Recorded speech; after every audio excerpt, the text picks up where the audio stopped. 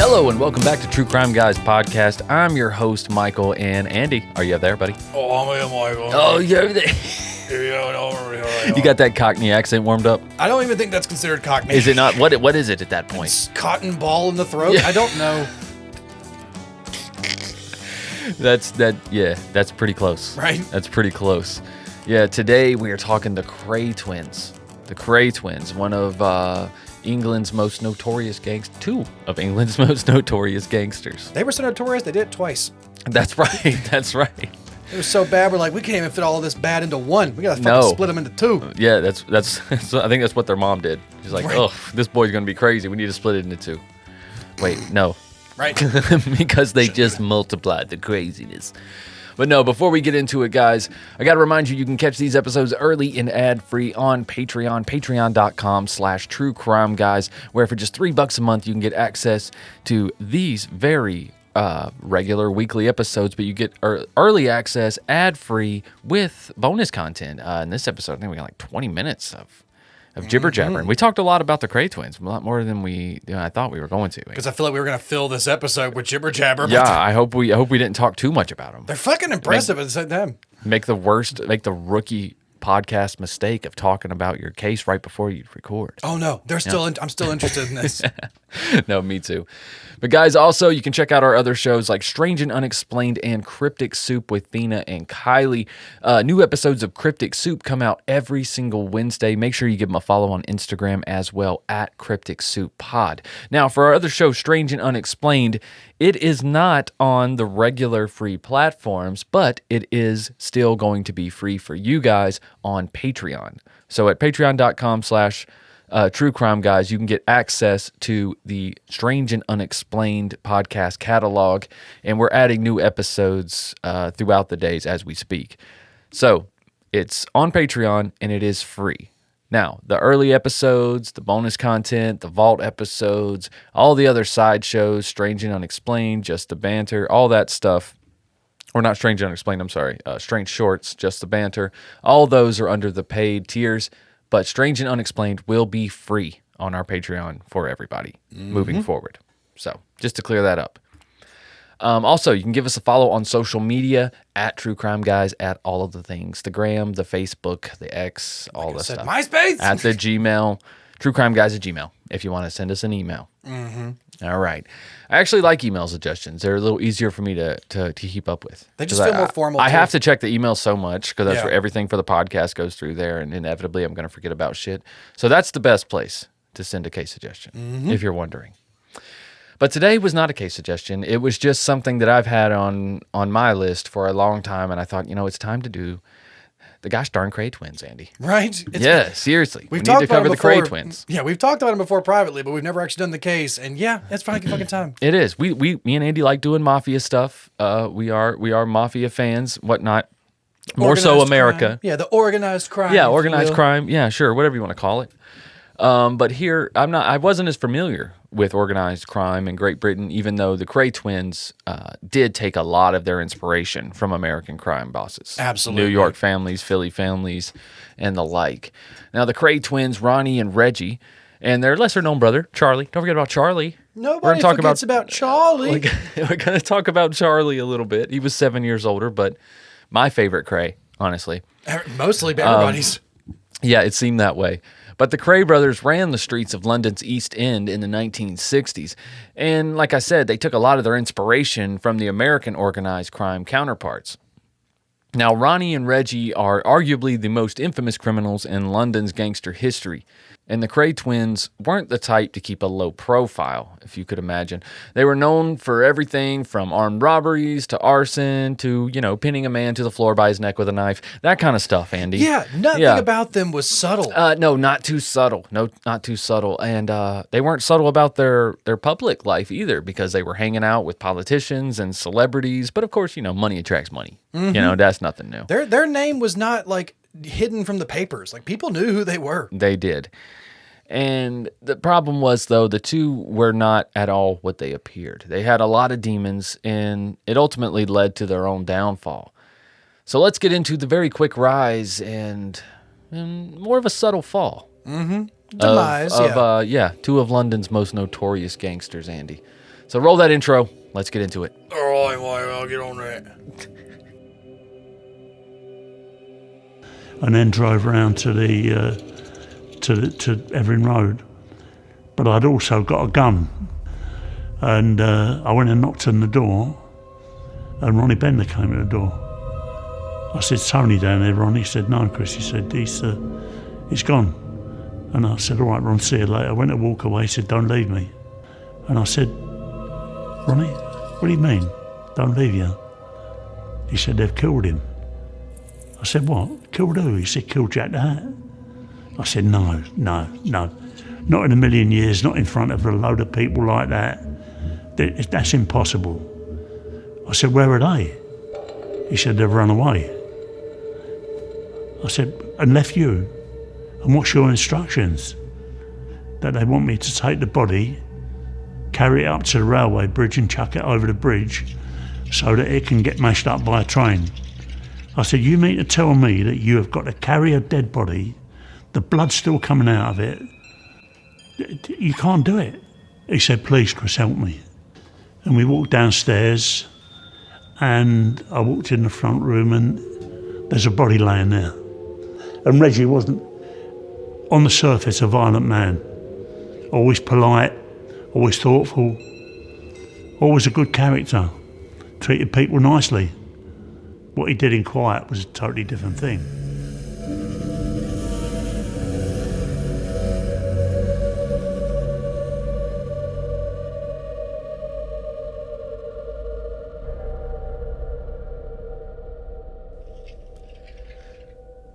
All right, so Ronnie and Reggie Kray were born within 10 minutes of each other on October 24th, 1933, in Hoxton, London. They were 7 years younger than their older brother, Charlie. Mm-hmm. Now, from a young age, the twins both had quite a taste for violence, and apparently they had an insatiable desire to become somebody. At least that's what their relatives said, their mother, their grandfather. They were really, they were just extremely competitive, honestly. Yeah, they were like rough boys. But typical. I mean, like, you grow up with a twin, like, you're gonna naturally be a little more competitive than other people. Yeah, these two boys in that environment, in that time, I think that's pretty like, normal. But I think that these two, even for the standards and time they were living in, people were like, these two boys are vicious. Yeah, like they're rough. Even they're not for this. like. They're not roughhousing. They need an outlet. Let's put it to you that way. They're throwing punches over that toy. Yeah. And I guess it kind of ran in the family because their grandfather, Jimmy Cannonball Lee, apparently was a boxer. That's fucking badass grandpa name. That is a badass name. Granddad, I said Cannonball. I only call him Cannonball. But old Cannonball taught both of his grandsons fighting, and he taught them both the art of boxing at an early age, and they both became amateur champions. A lot of people said, including old Cannonball himself, said that Reggie was something special and could have boxed professionally. But who knows?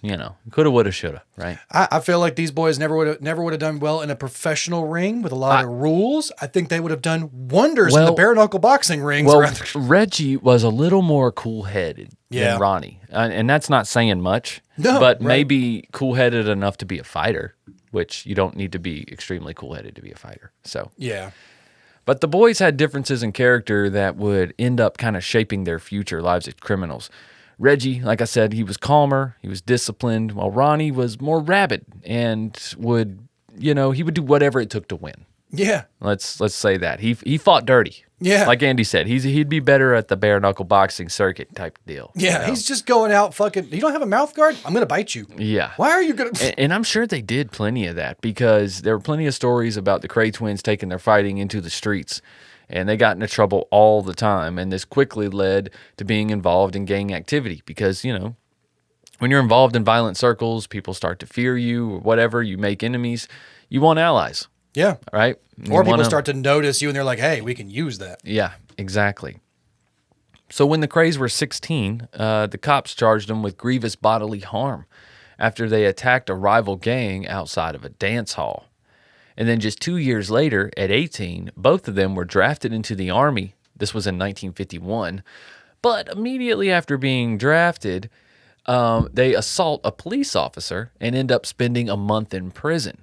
While there, they acted absolute fools. They dumped a latrine bucket on a sergeant. They handcuffed another guard to the prison bars. And they even set their own beds on fire.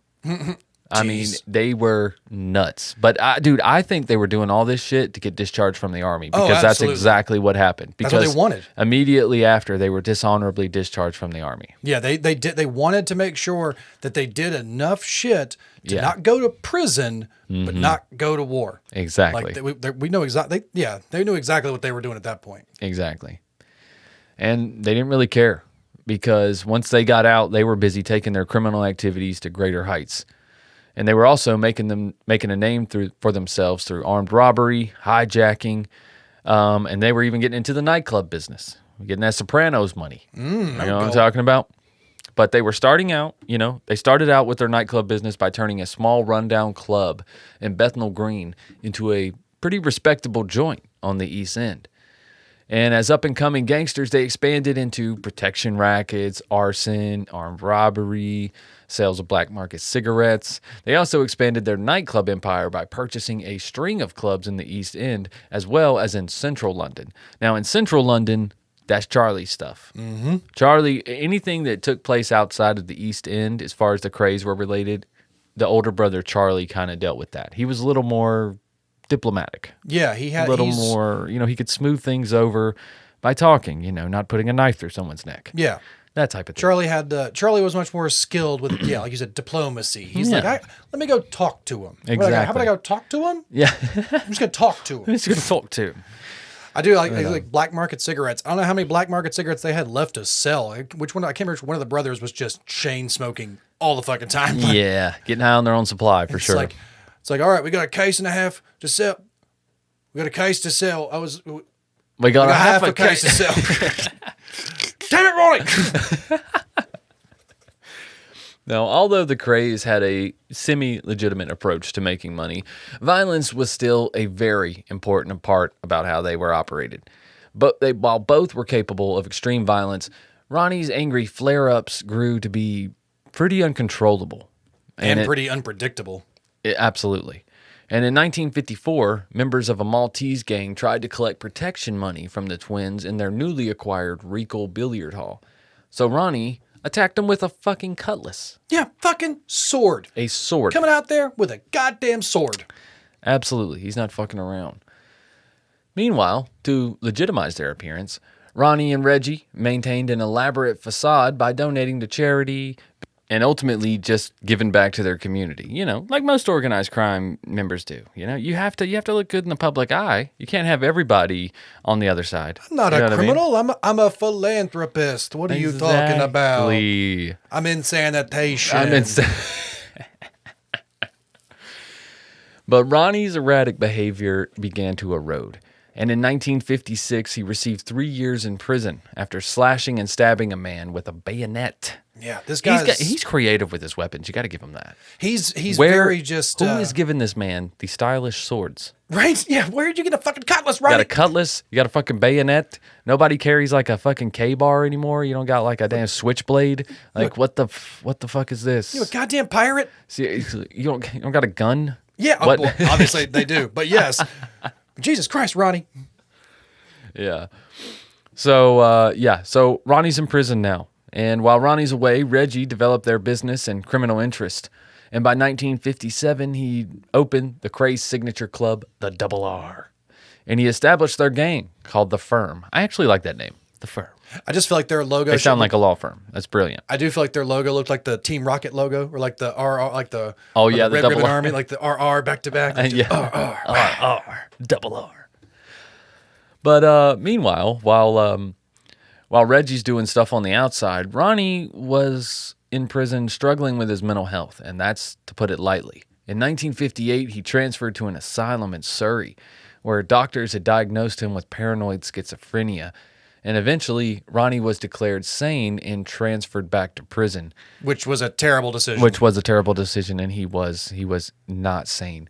There's actually a pretty funny story. While he was in this asylum in Surrey, Reggie came to visit Ronnie one time. And Ronnie had some shit he needed to take care of on the outside. They weren't descriptive about it. They didn't let anybody know what the hell it was. But apparently Reggie went to go see him. They changed clothes.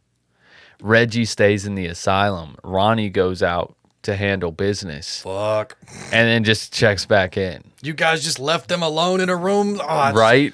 Come on, guys. Brilliant right there. I'll pull a fucking Parent Trap on you every time. But that's what we were talking about when he said Ronnie's outbursts became more like unstable and unpredictable. And because it's like he becomes so paranoid and violent. There's people who give interviews now where like Ronnie's wanting to kill people or maim people or hurt people, and they're asking like, why? Yeah. And he's not really giving reasons. He's just like, they did that, they said this, did this fucking thing, and it's fucking gotta go. It's just like, yeah. Ronnie, we don't need to fucking kill anybody. Like, calm down. Yeah. Like, and then when he got out of prison, it just got worse, as you can imagine. He got out in 1959, and he didn't even look like his brother Reggie anymore. Prison had really taken its toll on him. He became thick-set in the face and body and a lot more prone to violent outbursts, as Andy was talking about. And with Ronnie out of prison, the Kray Twins became criminal celebrities who owned over 30 popular nightclubs, bars, and restaurants. And in his autobiography, Ronnie wrote, quote, "They were the best years of our lives. They called them the swinging 60s. The Beatles and the Rolling Stones were rulers of pop music. Carnaby Street ruled the fashion world, and me and my brother ruled London. We were fucking untouchable." You ruled. End quote. You ruled the East End. The East End. We'll give you the East End. Yeah. Because you realize that's part of their downfall. It just doesn't sound as good. Yeah, it's like that's part of their downfall is the fact that he thought he was they thought they were untouchable, and it's like you're not. Yeah, and this network of nightclubs, it really did boost them. You know, they really felt like they were untouchable because they had like these legitimate businesses now. In a Lots of important people are coming to some of these nightclubs. Exactly, rubbing elbows with a lot of fancy people now. Yep. And in 1960, the Kray Twins acquired Esmeralda's Barn, which was a club in the West End. And Ronnie felt more comfortable being open about his bisexuality in this part of London. So soon he began hobnobbing with a number of high society gay men, including politicians, actors, and businessmen. That's right. Honestly, I believe both of the brothers were gay. I mean, Reggie was at least bisexual. Well, yeah, Ronnie was pretty much openly gay. Yeah, because Reggie's the one who he's married. He gets married to like Francesca or I can't remember her name off the top of my head. Francis Shay. Yeah, he's married for a while. He loves her. Like he does have like a heterosexual relationship with someone he does care about. Yeah, we'll talk about it. Like I said, it's generally reported that both twins were bisexual. That's kind of what they go with. I think just because as a gangster, it just goes over better than saying that they're two gay guys as gangsters of London. Yeah. You feel me? Yeah. It is the 1960s. Free love. Yeah. Ronnie, like I said, he identified more as gay and Reggie more so bisexual.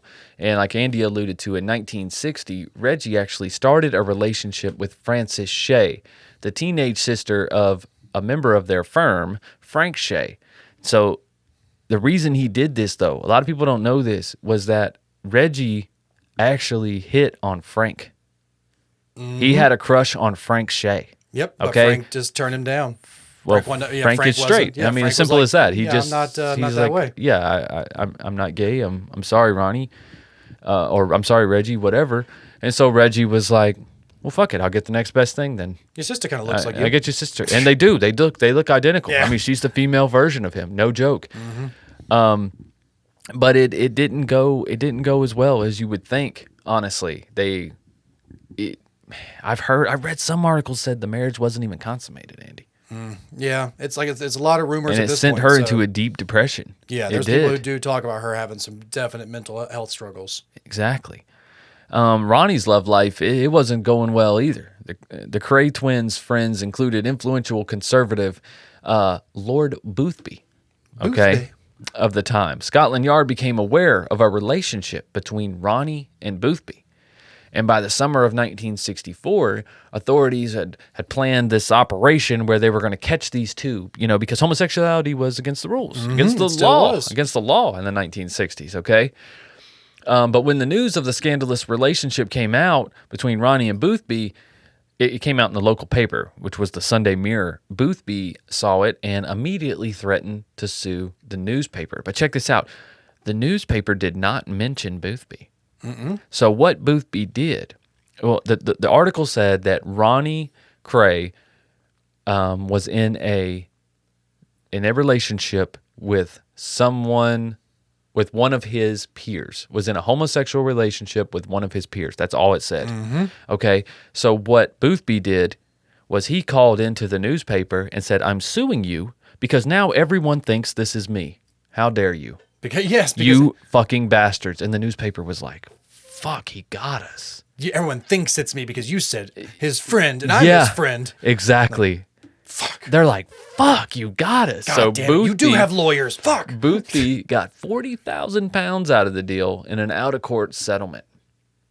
And all the stories were taken from the shelves. Or they were just never printed again. Or they are everything is just completely just pushed onto the Craze. Yeah. Like they just mentioned Ronnie has a homosexual relationship. Yep. Has a homosexual side partner. Well, they didn't say anything more about the Craze at all. Not then. No, they did not.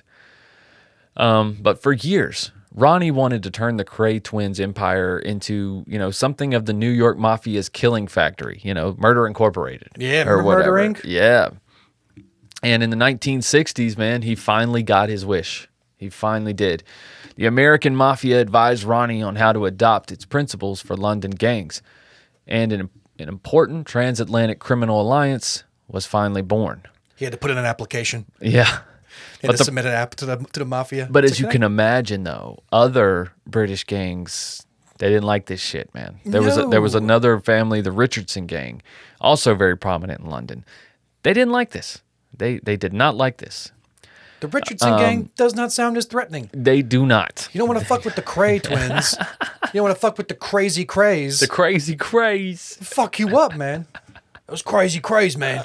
You don't want to mess with a crazy Craze. No, you don't. You not at all. But the Richardsons? No. Yeah, fuck them.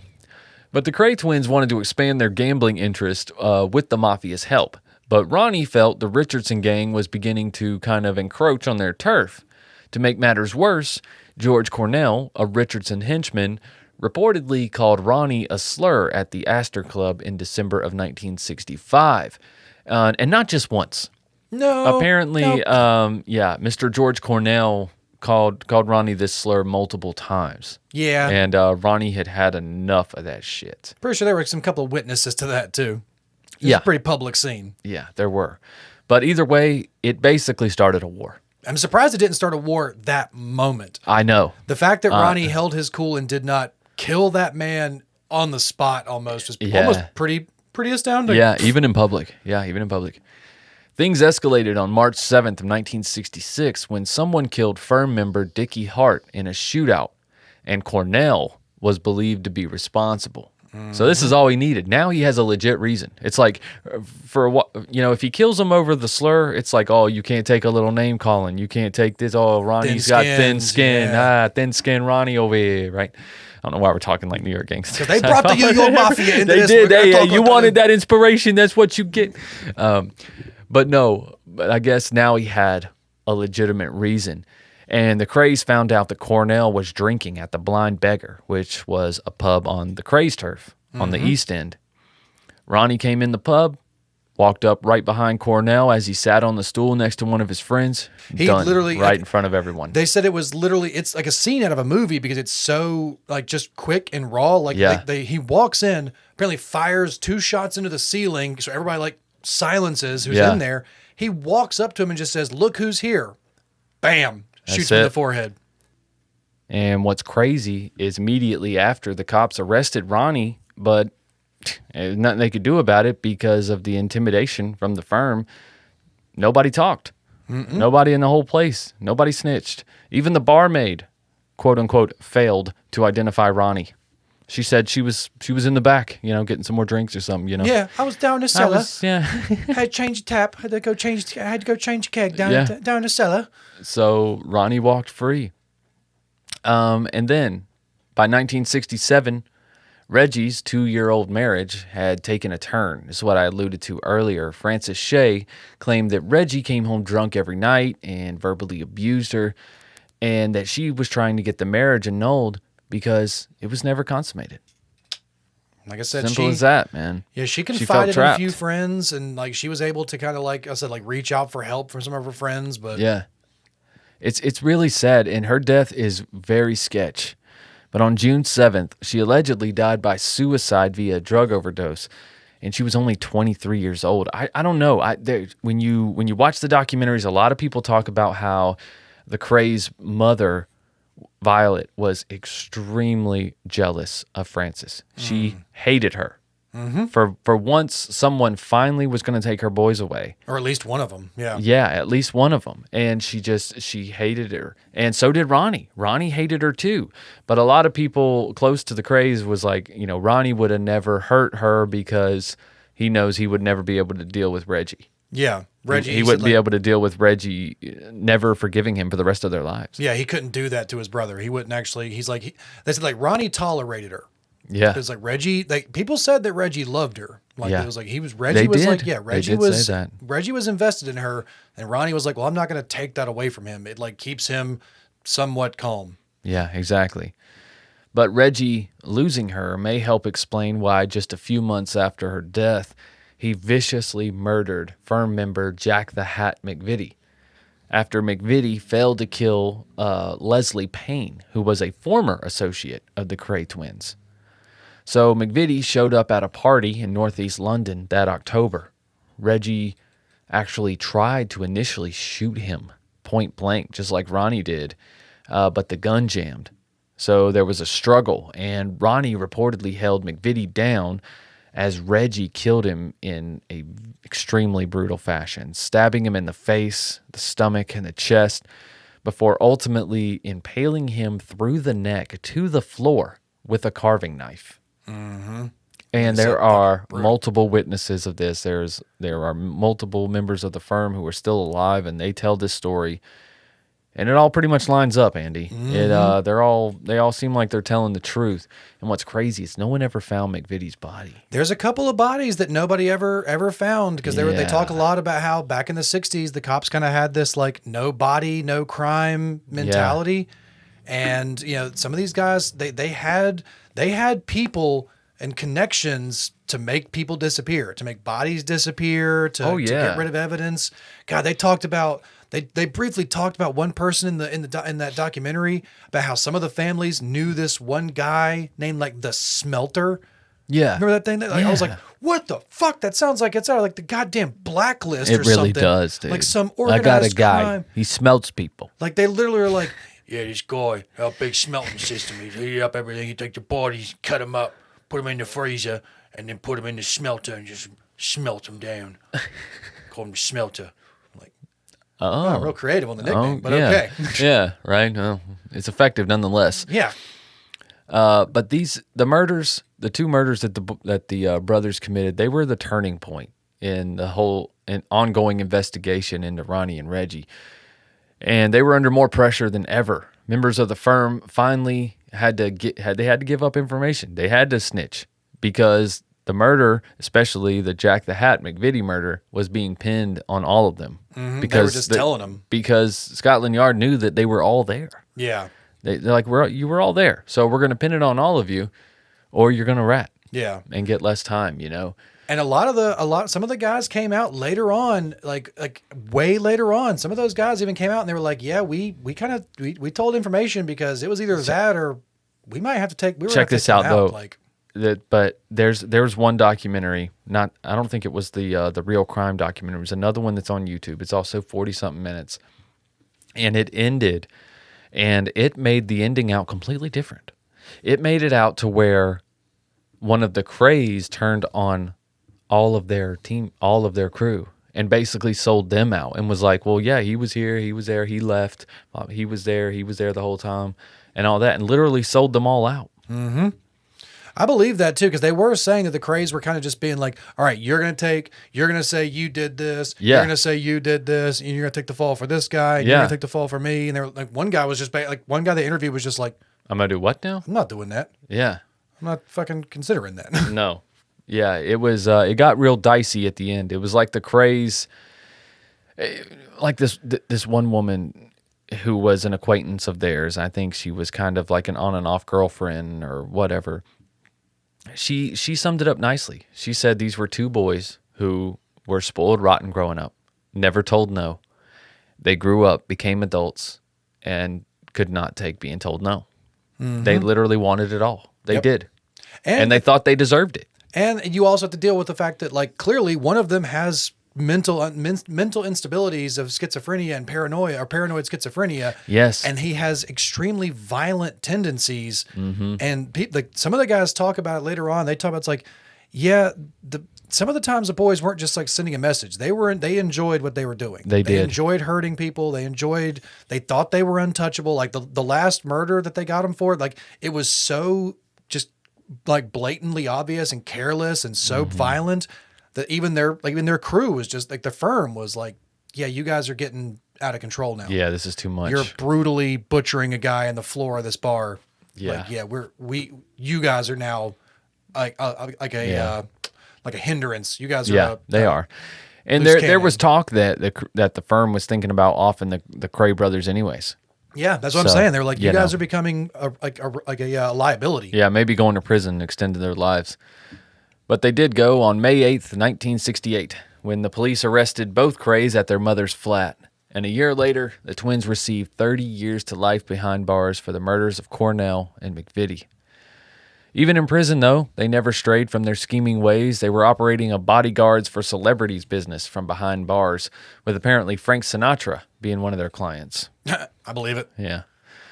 But ultimately, old Ronnie died of a heart attack in March of 1995. He was 61 years old, and Reggie outlived him by 5 years. He passed in 2000. He was released on compassionate leave after being diagnosed with terminal bladder cancer. And within weeks, Reggie, too, was gone. And so is the story of the Kray twins. They said, I loved hearing that when Ronnie gets to go back to the asylum, like where he should be treated for as a schizophrenic patient instead of being in prison. Yeah. He gets to go back to the asylum for the remainder of his sentence. And he is like hell bent on like, I'm going to live the exact same way that I did outside of prison. Yeah. Or outside in here. Pretty much. So he's like just, deluxe tailored suits, cufflinks, got his guy's hair cut nicely, got new, whalebone sunglasses all the time. Oh, yeah. He's still acting, dressing, and like living his like old life, but in this asylum. Them guys don't want to give that shit up, Andy. Because like the old girlfriend talks about like the one of the last times she went to go see him, she's like, at one day he just changed and was like, now he's frail and he's sick. And she's like, did you change your medication? Are you feeling okay? And then a couple days later, dead. And they said like I did like it was like they allowed he got to have a funeral and Reggie got to get out for the funeral. Like they allowed Reggie to go to the funeral, and Reggie like put on like a huge ass funeral for Ronnie, and like it was just this massive event with a parade and horse drawn carriages and all this shit. And Reggie still had to hire he was like hiring bodyguards for himself because he was like, I'm pretty sure me just being out here, people are probably gonna try and kill me at this point. Like I've crossed a lot of people during my time. So they allowed Reggie to come out, go to his brother's funeral, but then Reggie gets diagnosed with cancer and then let out, he's basically has to live in a hotel because he can't even afford to pay for it. One of his friends is paying for a hotel for him to live out his final days in. It's crazy. Those last 5 years, man, they lost everything. Mm-hmm. He spent a ton of it on like laying Ronnie to rest. To hear a lot of their associates talk, the Craze didn't have nearly the amount of money they alluded to. Mm-mm. They were in debt. They were moving resources around. They really couldn't get their hands on a lot of cash. They didn't. Yeah. They didn't have the money to back up the lifestyle that they were portraying. And if I'm not mistaken, I do believe that didn't they also get Charlie in prison as well? They did. And they got him with a conspiracy charge later on. It was like 40 like tons of cocaine or something like that. It was like moving in England or whatever. They've got Charlie in prison. Yeah. People were saying, "Oh, it was a political sentencing." And it's like maybe for Charlie, not the other two. Those two were brutally killing people in fucking in public. No, the other two, they had to go. They either had to go. They had to go away, or they had to be done with because they were just getting out of hand. Yeah, they were actually dangerous to society. I think Reggie would have been fine if nothing happened to Francis. Maybe, but I think his condition probably would have just continued to worsen with him not ever getting real treatment for it. Yeah, him just staying out, living this stress. Reggie didn't have life. He didn't have the schizophrenia. He's the one that died of bladder cancer. Oh yeah, sorry. Yeah. So I mean, I feel like he would have been a little more well adjusted, and I'm sure Ronnie. Growing up with Ronnie didn't help. Right, that's gasoline to your fire all the time, everywhere you go. Ronnie loved to be around him. They were kind of inseparable. So, but hey. That's how it is, man. They lived fast. They died hard. But, I mean, they lived into their 60s. Shit. It's pretty, yeah. Yeah. The fact that a lot of their crew is still alive into their 80s and stuff. Reggie lived to be 66. I mean, damn, you're lucky as a gangster to live to be 66. Like that kind of life. Like I said, the rest of their crew, so many of them are still alive. And they talk about, like, the guys are actually saying, they're like, yeah, the Craze kind of had to go. Like, if the Craze weren't around, people would still be alive today. So many things wouldn't have happened. Yeah. It's like because of them, like, people got hurt. People died. They caused a couple ripples. Yeah, that didn't need to die. No doubt. They caused some ripples. Yeah, they made a few waves while they were around. I bet. I'll tell you what else is making waves in the natural deodorant world. Oh, they are, Michael? It's Oh My Gaia, Andy. Oh My Gaia, they are making waves so around many here. Smooth, silky waves in the top of that deodorant when you take that top off. I know, right? Oof. But Oh My Gaia is an innovative all-natural deodorant, fragrance, and beard oil company specializing in paraben and aluminum-free products. And their innovative line of deodorants inhibit the growth of odor-causing bacteria while still maintaining effectiveness. And guys, I'm sure there is a scent for you. There's vanilla, cherry almond, sandalwood, lavender, lemongrass, Egyptian musk, coconut, dreamsicle, leather, lumberjack, honeysuckle, fireside, bergamot, amber, pear, sweet pea, sailor, barbershop, and true crime pine. And so many more. But true crime pine is one of our favorites. That Crimepine. Because we're the true crime guys. And yes, of course, Crimepine. Don't forget about Crimepine, because that's the key word. Crimepine, no spaces, Crimepine, Crimepine. And you can get 15% off your order of Oh My Gaia. That's right, at ohmygaia.com, ohmygaia.com. Use that code word Crimepine for 15% off. All right? Links right below the description of this episode to all sponsors, to Patreon, patreon.com/truecrimeguys, the best way to support the show and support us here at TCG Network. We appreciate that very, very much. As always, guys, if you have a case suggestion, please send it to truecrimeguys@gmail.com, or you can hit us up on social media at truecrimeguys at all the socials. Check out our music on Spotify. And I think that's about it, Andy. I think so, Michael. You got, like I said, had a good little pre-chat before this episode. So if you guys check it out on Patreon, you'll hear a good 20 minutes of bonus content with this episode. Oh, yeah. You get to say a bunch more shit about the Like Kray I Twins. said, Andy and I are both genuinely interested in organized crime, and whether it be in America or the UK, wherever, it's still very interesting, especially when it's inspired by American organized crime. But so that's it for today. We hope you guys enjoyed this episode. We'll be back next week with another killer case, I guess. No pun intended. Probably. Yeah, probably. Maybe a heist. We'll get lucky. Who knows? But until then, guys, just keep on creeping. Bye.